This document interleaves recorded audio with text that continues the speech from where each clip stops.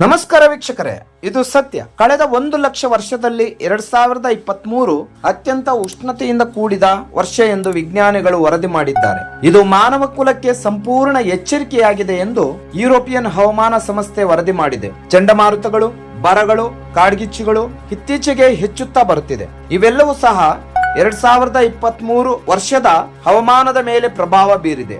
ಈ ಉಷ್ಣತೆಯು 2024ಕ್ಕೂ ಸಹ ವ್ಯಾಪಿಸಿದೆ. 19ನೇ ಶತಮಾನದಲ್ಲಿ ಸರಾಸರಿ ಉಷ್ಣತೆ 2023 ಫೆಬ್ರವರಿ ತಿಂಗಳಿನಿಂದ 2024 ಜನವರಿವರೆಗೆ ಇರುವ ತಿಂಗಳ ನಡುವೆ ಹೆಚ್ಚಿನ ಪ್ರಮಾಣದಲ್ಲಿ ಇತ್ತು ಎಂದು ದಾಖಲಿಸಲಾಗಿದೆ.